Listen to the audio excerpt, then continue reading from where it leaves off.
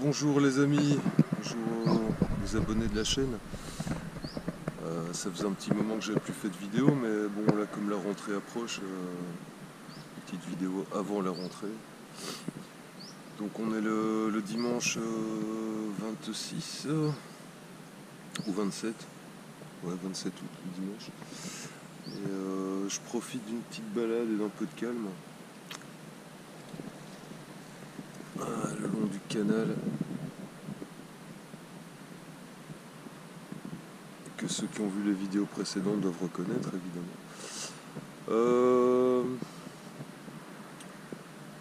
Donc voilà, en fait, je me suis demandé un moment si j'allais faire cette vidéo, mais vu comment les choses se passent, je me suis dit bah allons-y, pourquoi pas. C'est surtout une vidéo en fait qui vise à parler un petit peu d'informations via internet, donc d'informations générales. Et par la même occasion, je voulais aussi apporter mon soutien à tous les gens qu'on peut qualifier de...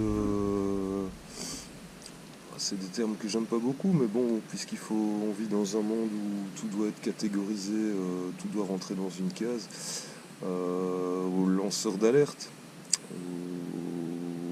aux éveilleurs de conscience, aux gens qui informent en général, qui font passer l'info, qui relaient. Comme je disais, en fait, moi je suis vraiment qu'un tout petit youtubeur. Ça fait quelques mois que je suis dans ce milieu-là, que ce soit via ma chaîne où finalement je fais que relayer des conférences, des informations sur certains sujets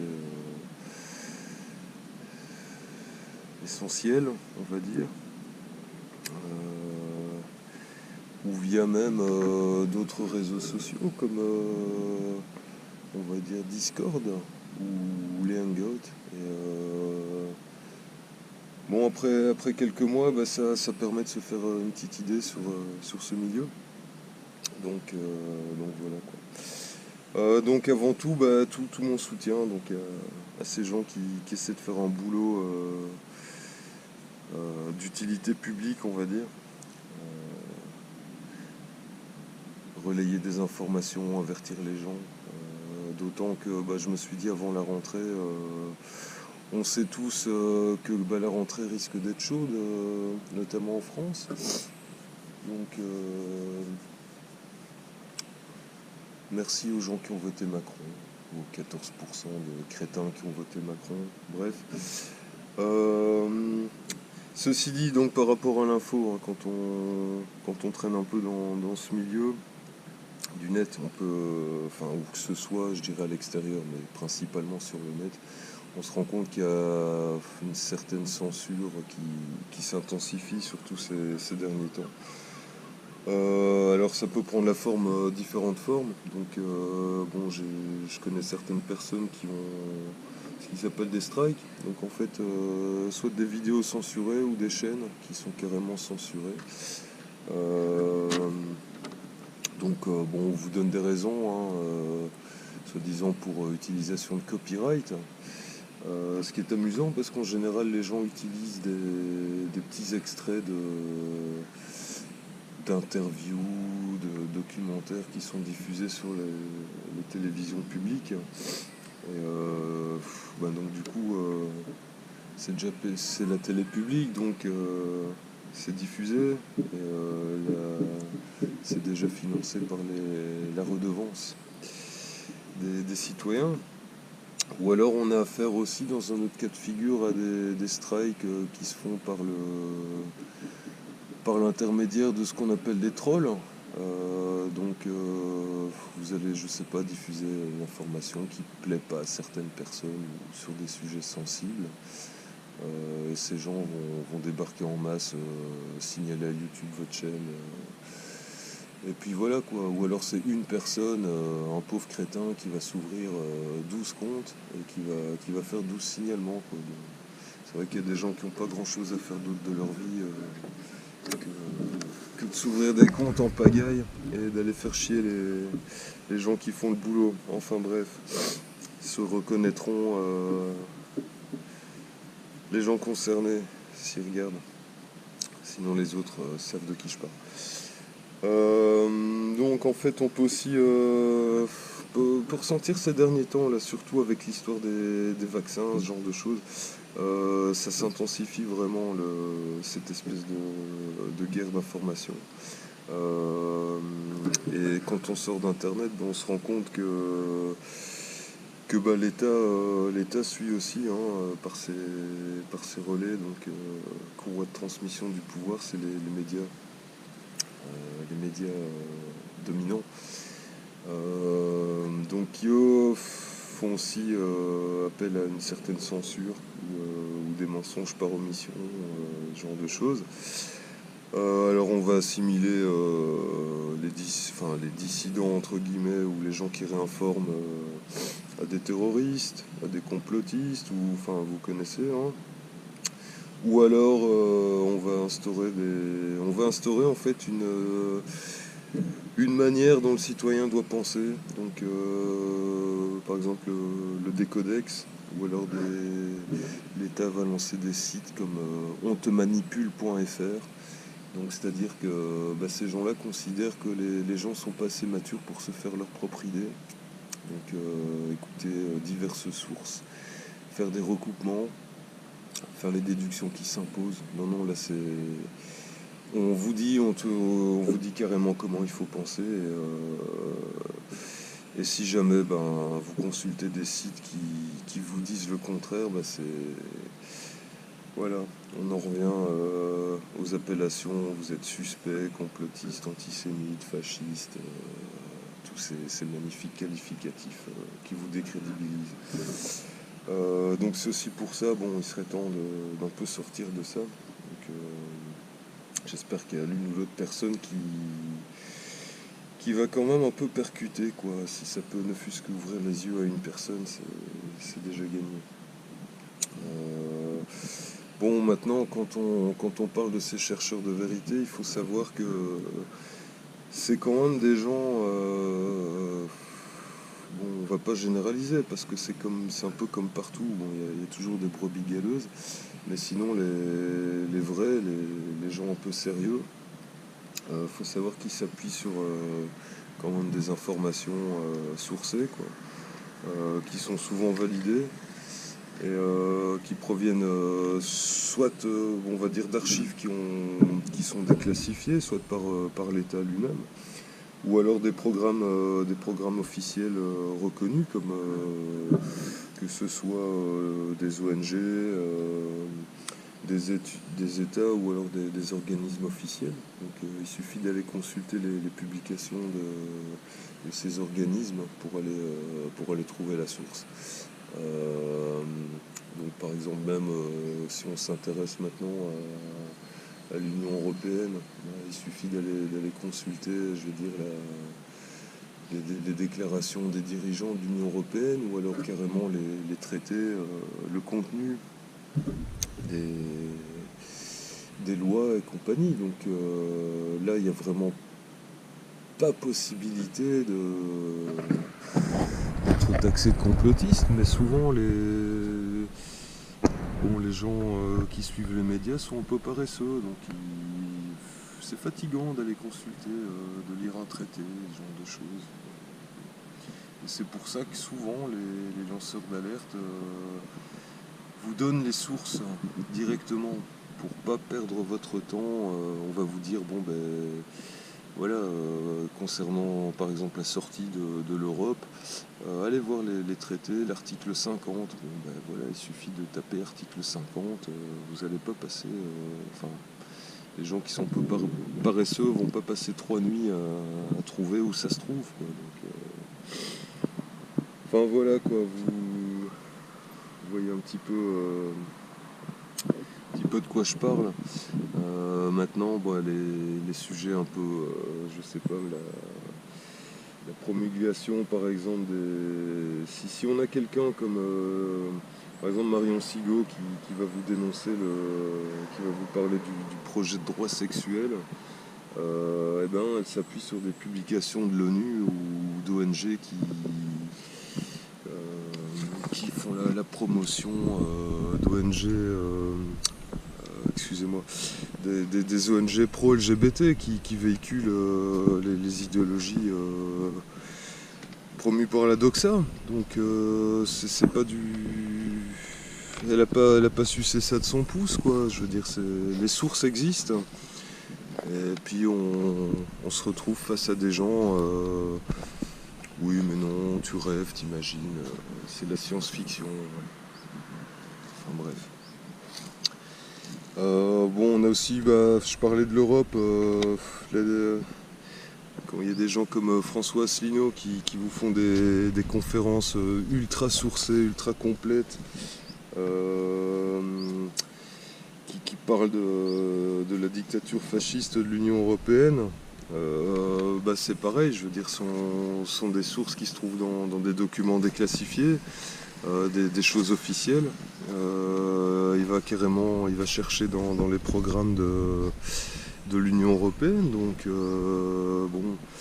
Maintenant, évidemment, un gars comme Asselineau, c'est quelqu'un, quand on le voit, il est pas sexy, hein, donc il passe pas bien à la télé, ou voilà, donc évidemment, on va pas trop le mettre en avant, surtout les médias, puisque les médias préfèrent promouvoir des choses qui ont l'air belles mais qui sont vides en fait. Vous savez, c'est ce proverbe qui dit qu'importe le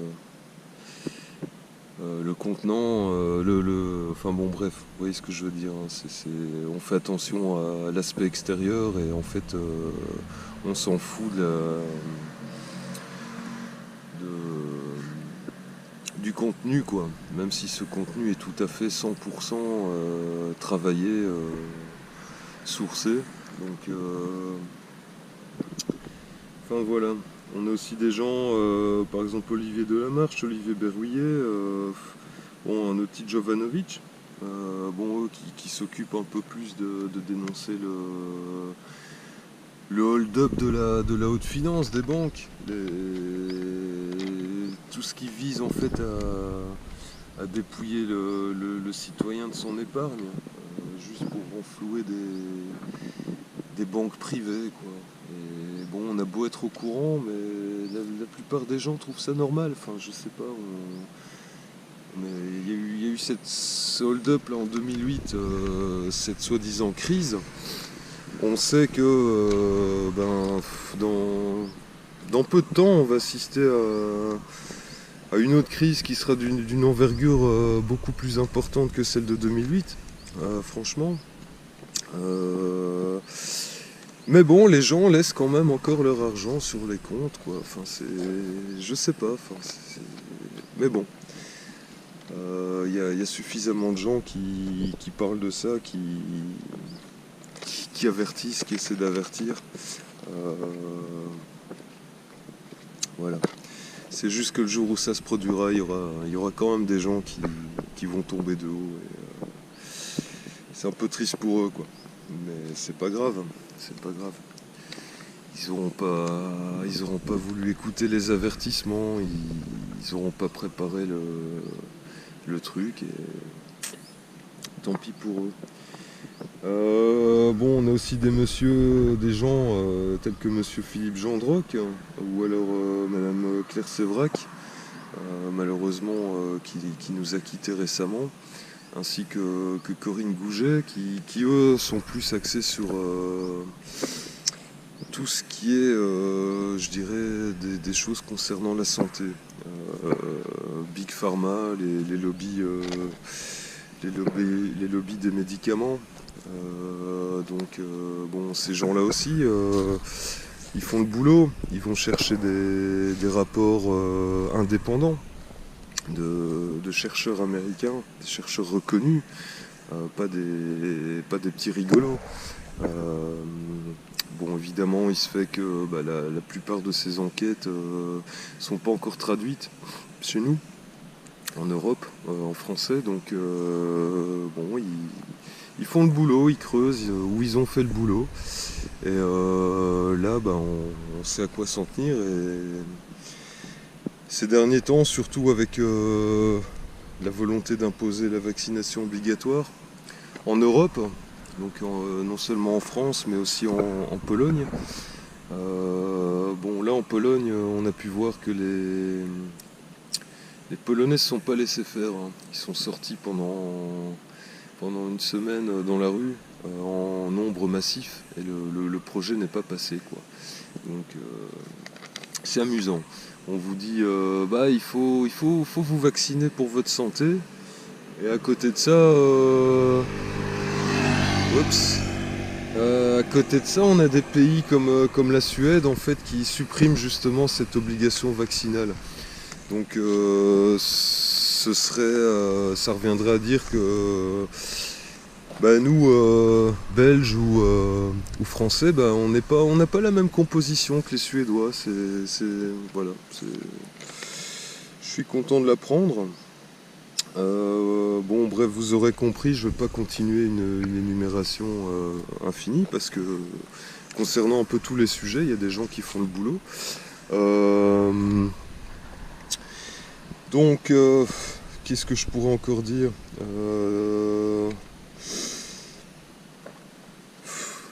En fait, tous ces gens-là ont toujours affaire à des détracteurs, quoi, en fait. Par contre, ces détracteurs, c'est amusant parce que eux se basent, c'est carrément l'opposé. Ils vont venir vous opposer des enquêtes. Oui, voilà, c'est scientifique, c'est tel laboratoire qui a fait cette enquête. Mais justement, mes petits loulous, justement, les laboratoires. Vous pensez pas que c'est un peu bizarre un laboratoire qui produit un médicament et qui demande de faire une enquête sur les effets nocifs de ce même médicament? Je sais pas, ça manque un petit peu d'indépendance tout ça, non, peut-être? Je sais pas, je pose la question. Quand Nokia fait des études sur la dangerosité des ondes par rapport à leur GSM, c'est clair qu'ils vont pas vous dire que c'est dangereux. Ça risquerait de nuire à leur commerce, évidemment. Donc voilà, c'est toutes des choses comme ça qu'il faut garder à l'esprit, en fait. Et garder à l'esprit qu'en fait, on est vraiment dirigé par des gens qui ne voient que le pognon, en fait, hein. Le citoyen, c'est juste un portefeuille sur pattes. Et je suis désolé de vous apprendre. Enfin, bon, beaucoup de gens qui m'écoutent sont au courant. Mais il y a d'autres gens qui sont encore dans leur délire bisounours. Mais quand on vient me dire qu'on est libre, permettez-moi de rigoler gentiment, quoi. Votre seule liberté, c'est de consommer, point. Il n'y a pas d'autre liberté dans ce monde. Tout est vraiment régi par ces espèces de pourriture d'oligarques qui ne voient que le rendement ou les actionnaires, il faut payer les actionnaires, les dividendes, tout ça. Bon, maintenant, voilà, c'est quand on se penche un peu sur tous les sujets que je viens d'évoquer, ben, effectivement, c'est toujours les mêmes personnes. Qu'on se penche au niveau écologie, niveau alimentation, niveau médecine, niveau finance, niveau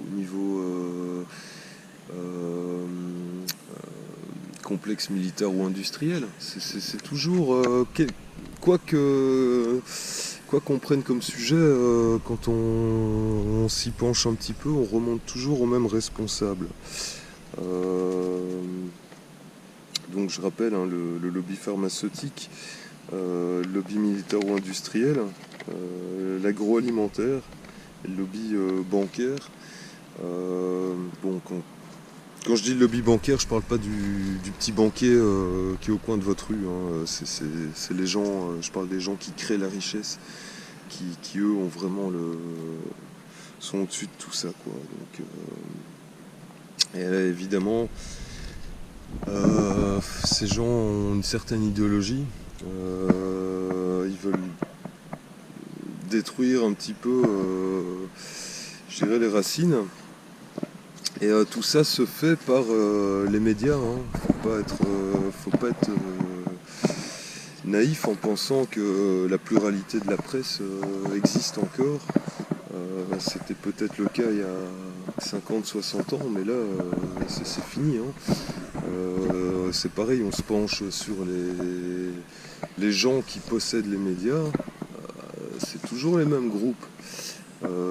Les agences qui diffusent les informations, bon, il y a Reuters, il y a l'AFP et encore une autre grosse agence, et puis voilà, les journalistes, si je peux encore utiliser ce terme, les copistes du système ne font que recopier ce qu'on leur dit, ce que leur maître leur donne comme information et leur dit d'écrire, quoi. Donc ils sont plus payés pour réfléchir, ces gens-là, ou pour enquêter.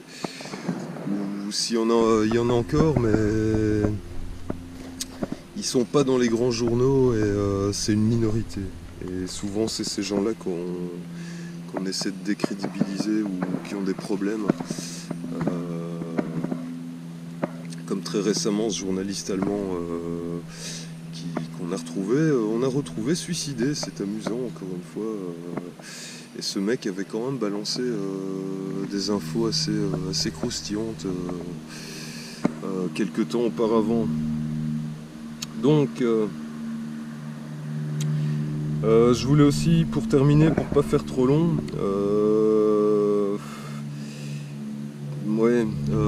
ça c'est par rapport à une constatation que je fais notamment sur Facebook, que je suis en train sur lequel je vais vraiment de moins en moins, parce que ça devient pathétique, de plus en plus pathétique. Mais en fait, il faut faire très attention aux infos qu'on partage. Donc, c'est-à-dire regarder les sources qui publient, remonter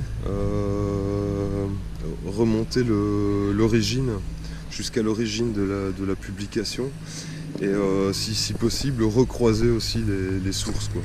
C'est-à-dire que si une info sort maintenant dans tous les grands médias en même temps, je dirais sur la planète, là attention, il y a une petite lampe rouge qui doit s'allumer. C'est plutôt l'idéologie en général. Maintenant pour tout ce qui est site internet, il faut toujours essayer de connaître en fait qui est derrière ce site, et donc remonter l'origine et le but.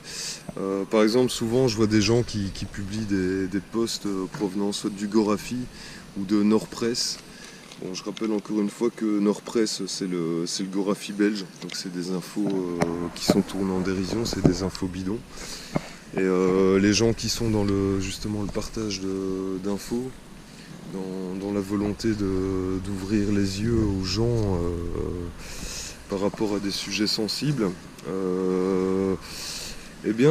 ça joue contre eux. S'ils publient ce genre d'informations, on va lui dire: ah, t'as vu, espèce de guignol, c'est un fake, ça provient de tel site, le Gorafi, tout ça. Donc c'est vraiment pas, c'est un peu contre-productif de partager ce genre d'informations, même pour rigoler en fait. Faut nier le truc. Enfin, c'est ce que je pense. Bref, voilà. Donc je crois que j'ai un peu fait le tour des sujets que je voulais aborder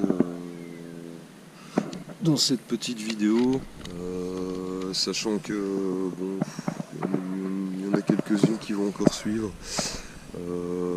C'est vrai que par moments, ces derniers temps, j'étais un peu découragé. J'étais pas loin d'abandonner, de lâcher l'affaire. Et finalement, voilà, c'était passager. Puis à force de discuter avec d'autres gens, notamment sur des salons Discord, de gens qui essaient de fédérer des gens qui sont dans la discussion, malgré leurs différences, essayer de fédérer des gens qui n'ont pas vraiment le même vécu, les mêmes opinions, mais on trouve toujours des points communs. Donc on essaie de se concentrer sur les points vraiment convergents, tout en laissant certaines différences de côté. Et donc voilà, ça aide un petit peu. Et c'est là qu'on se rend compte que finalement il y a quand même de plus en plus de gens qui sont au courant qu'il y a quelque chose qui tourne pas rond dans notre système, quoi. Donc voilà. C'est un petit peu, voilà, je crois que j'ai fait le tour pour aujourd'hui. Bah écoutez, pour les gens qui m'ont suivi jusque-là, je les en remercie. Je vous souhaite une bonne continuation, que tout aille pour le mieux ou pour le moins pire dans vos vies. Bah écoutez, à une prochaine fois certainement, voilà. Je vous laisse sur un petit panorama des péniches en ce magnifique dimanche.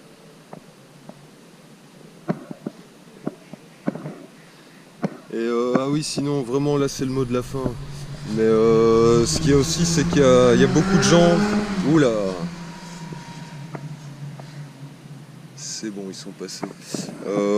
Beaucoup de gens en fait sont conscients, comme je disais, des travers dans lesquels nous vivons, mais restent silencieux. Bon, je leur dirais, s'ils sont un peu timides, c'est pas grave. Moi je suis timide, mais je me suis lancé. Donc n'hésitez pas, même une petite vidéo de 5 minutes, mais il faut voilà, il faut montrer qu'on n'est vraiment pas d'accord avec ce qui se passe, et je crois qu'au plus nombreux on sera, au mieux ce sera. Voilà. Donc pour ça, sinon, rejoignez aussi des communautés. Par exemple, bon allez, je fais une petite pub, mais je suis pas payé pour, hein, mais rejoignez le salon. Je vous mettrai le lien dans la description de la vidéo. Mais pour tous les gens qui sont sur une ligne, je dirais patriote de tous bords, et qui cherchent qui cherchent des solutions, en fait, des solutions concrètes, vous pouvez rejoindre le salon d'Alixator. C'est vraiment c'est un endroit très... On y croise des gens très intéressants. Et ça peut aider à clarifier certaines choses, avoir des discussions intéressantes et qui peuvent éventuellement, c'est ce qu'on espère, déboucher sur des solutions concrètes. Enfin voilà. Sur ces bonnes paroles, je vous laisse donc, et je vous dis à la fois prochaine. Et encore un grand merci là j'ai regardé ce matin, je crois qu'il y a 150 abonnés sur ma chaîne, donc voilà, je vous remercie. Et prenez soin de vous les amis, que tout aille bien. À la prochaine.